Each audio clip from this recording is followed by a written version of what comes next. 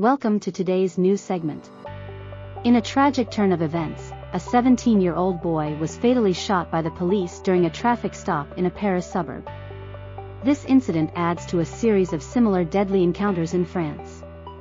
Let's delve into the details and examine the legal basis for such actions. Our correspondent has more on this story.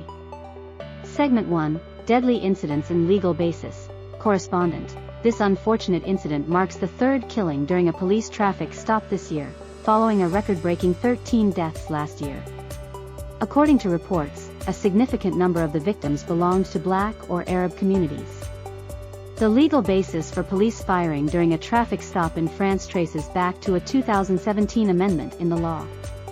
Under this law, French police are permitted to shoot in specific circumstances. These include instances when the driver or occupants of a vehicle refuse to comply with an order to stop and are considered to pose a risk to the life or safety of the officers or others.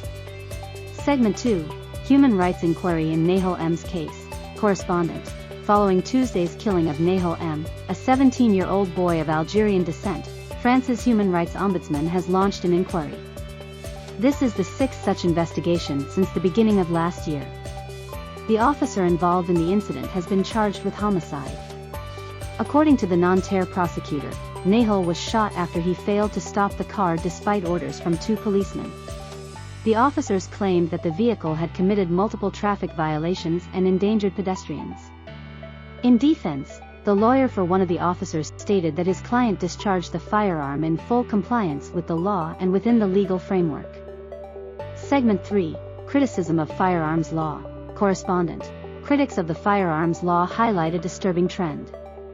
A study conducted last year revealed a five-fold increase in fatal police shootings of drivers of moving vehicles since the law's implementation.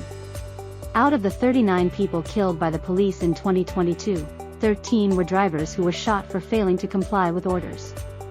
Among the victims was Rihanna, a young woman who was shot while being a passenger in a car, as the driver ignored a police order to stop. Critics argue that Article 435(1), which governs police actions, is excessively vague, leaving officers to determine the level of risk posed by a driver's refusal to comply.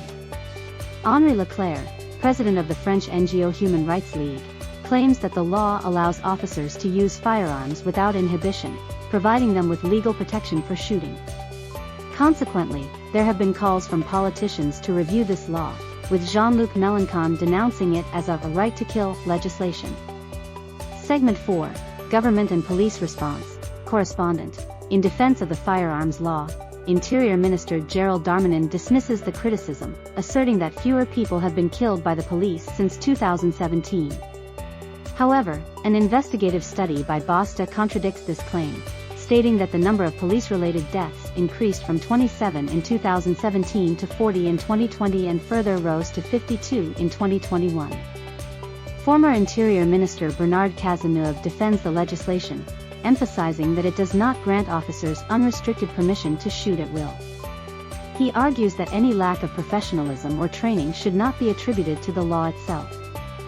Host: As this contentious issue continues to spark debate in France, questions surrounding police use of firearms and its consequences remain unresolved. The government and law enforcement agencies must navigate a complex landscape to strike a balance between ensuring public safety and protecting individual rights. We will keep you updated on any developments regarding this matter. Stay tuned for more news after the break.